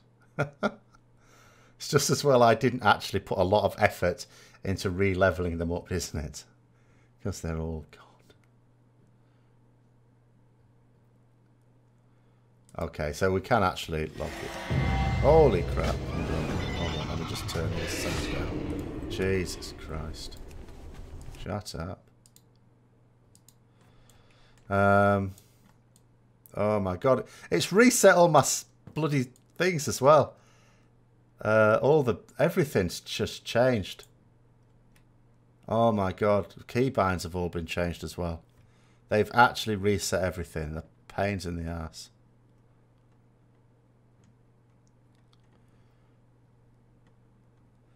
So, well, there is no point probably now anyway, because they've wiped everything. They're going to take it down at some point. I mean, it's not down now. So, if they plan on taking it down and making it beta, because it's not beta at the moment, then that means there'll be no point later tonight, I guess. I mean, we'll have to see how it goes. Maybe tomorrow. I'm raiding back again tomorrow. I might just leave it till Friday and leave it till the weekend. Hopefully it'll be settled down by then.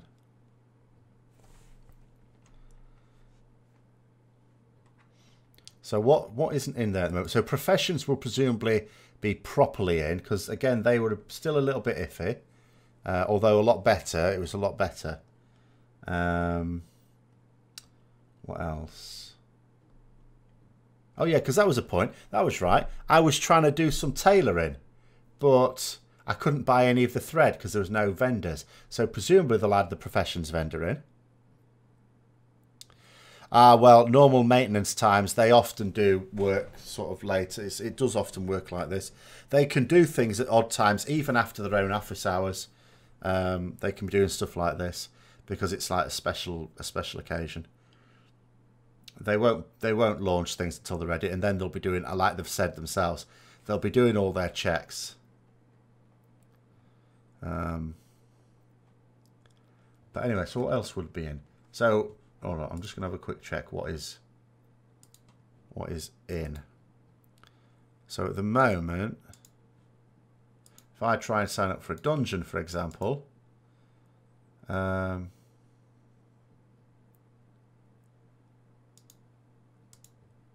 I can't really tell. Because, of course, they wiped all my characters.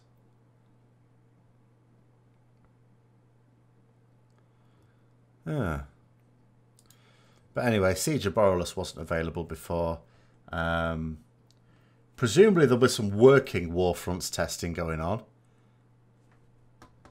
War mode, presumably, will be fully implemented. So we'll get to see exactly how that's supposed to work. Maybe even the raid loot will not be placeholder anymore. Because obviously it is at the moment, isn't it? Let me just have a look here.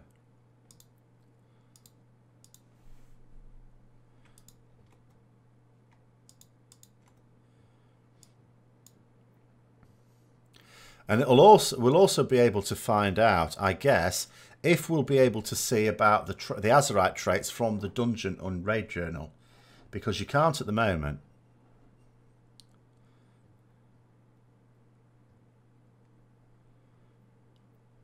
Still some more class builds first. Well, of course, I mean, there's still some that don't have, well, you're not going to get an alpha email now.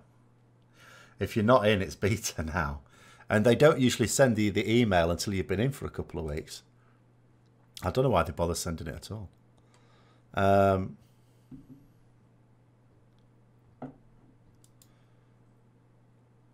I want to see where Blizzard have talked about. WoW had a mention in character copies. Character copies are planned soon, so they're not going to be available immediately. That is annoying, because that means this Friday I'm going to have to start a new character again, knowing full well that maybe a week later they'll allow me to copy my own character across. Worst case scenarios will have add-ons which will allow us to see the Azeroth traits based on... Well, or even just, you don't even need add-ons, you could just look it up, couldn't you, on Wowhead or something like that.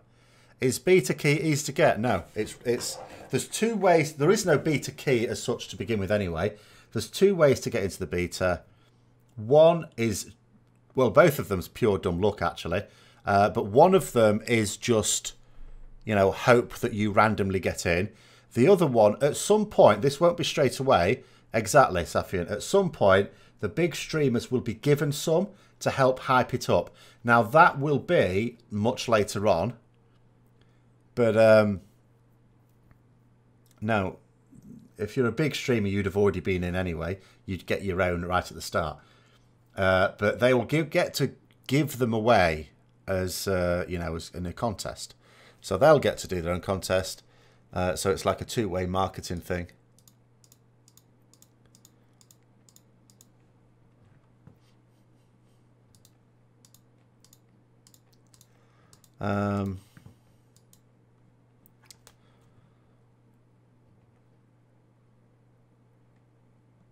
I won't have any. They won't give me any.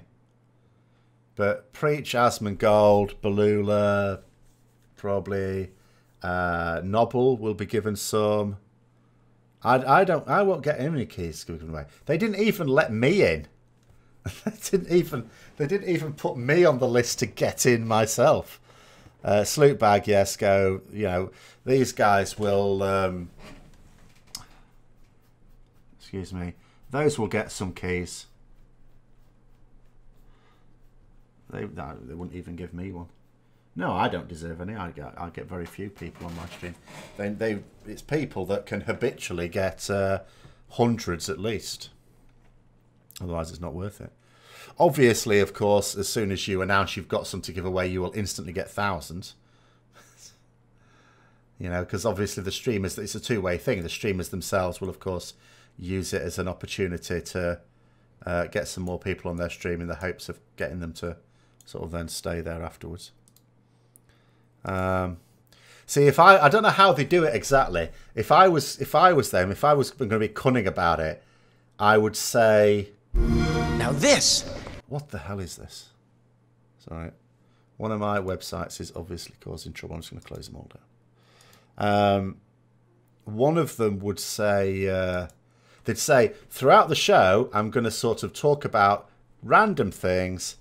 And, you know, and then I'm going to explain at the end of the show how you're going to win it. But you'll have needed to watch the whole show to do so. That would be the cunning thing to do. Oh, Wowhead will get some as well, of course. MMO Champion will also get some, you know, certainly.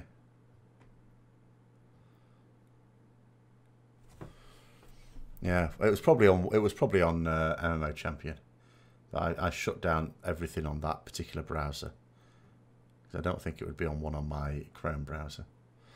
Will I tweet them any questions? Is there any point? I guess I will. What should I ask?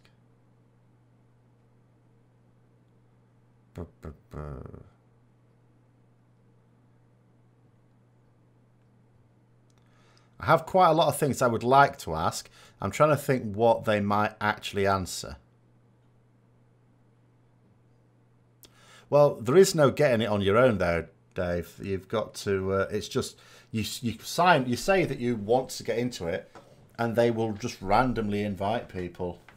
You have a higher chance if you have cutting edge, because they've already invited quite a lot of people with cutting edge already. But beyond that, it's just, you know.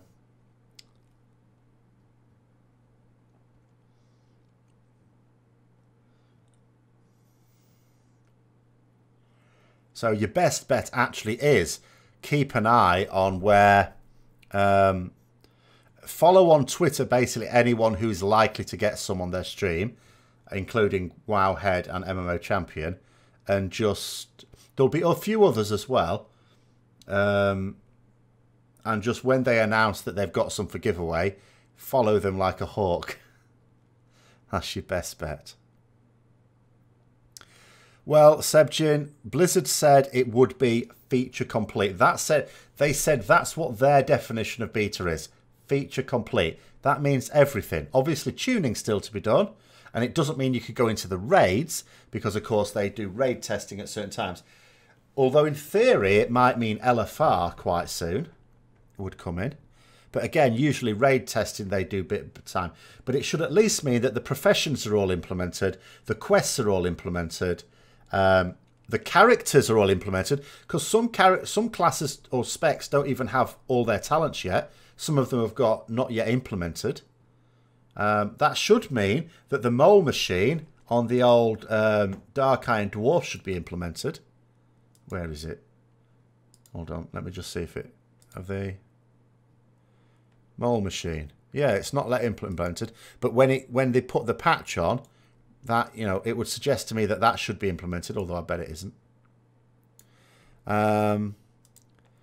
You know, basically everything should be there.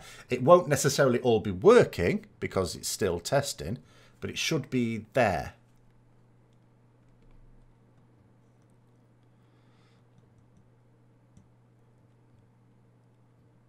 Yeah, but I think, to be fair, Saf, in Legion with the beta, they didn't explicitly say that they're calling beta feature complete, whereas this one they have. Cutting Edge is Mythic Argus, yes.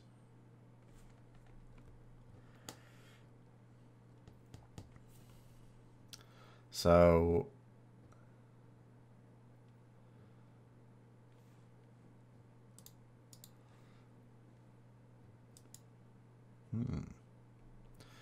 So yes, I do want to test the professions. Always takes quite a lot of time though, because you've got to gather materials and stuff like that.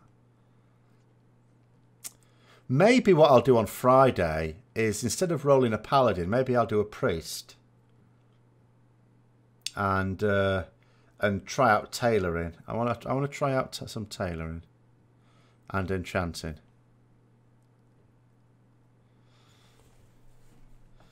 Well, you see, getting Mythic Argus now might not work. If they've already done a cutting edge wave, it might be that they don't do another. So, I don't know. They may or they may not.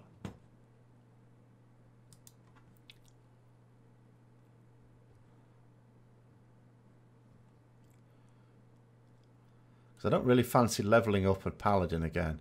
And then a week or two later, I can copy my own, which of course I will do.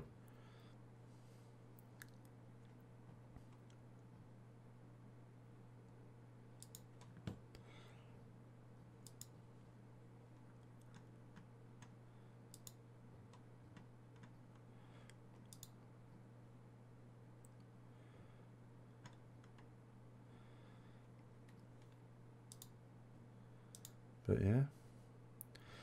The Dark Iron Paladin. Yes. Or Dark Iron Warrior. Maybe. Maybe I'll do the Dark Iron Warrior. Actually, yeah, that might work.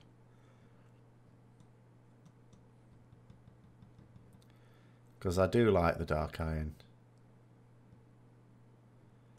Well, I used to, but the thing is, as I say, I mean, I always, like, generally speaking, when I've got one of each class at level cap, then I will start to do Paladins. Unfortunately, this time around, in Legion, I've not been able to get, well, not been able, I have been able to if I'd have wanted to, but I haven't been, felt compelled to get them all up. So it's certainly not worth doing a second Paladin. DI Warrior. Well, as I say, oh no, I've taken it off now. See, there it is. That's the transmog I was using on Alpha before they deleted my lovely character. And so you can see part of it is the Blackrock stuff. In fact, there he is in Blackrock Mountain area, Burning Steps. But that I quite like that transmog. So, you know, that sort of thing I'm quite happy with.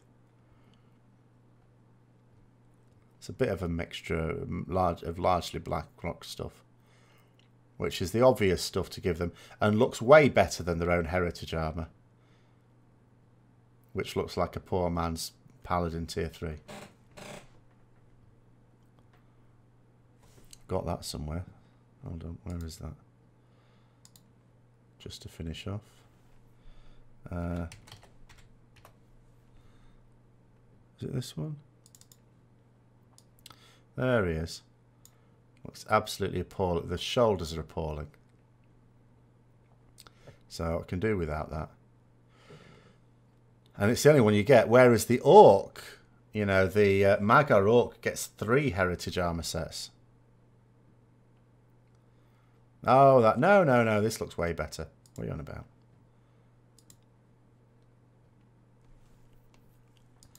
I'm getting rid of that though. I'm not having that despoiling the thing. But yeah. So I think we'll call that a night there. That's 9 o'clock. I'm going to go off and I suppose try and find out what I can in terms of what any. Well, it's not. I don't think it hasn't started yet. But when it does, I want to be ready to sort of have a look at the feed coming through on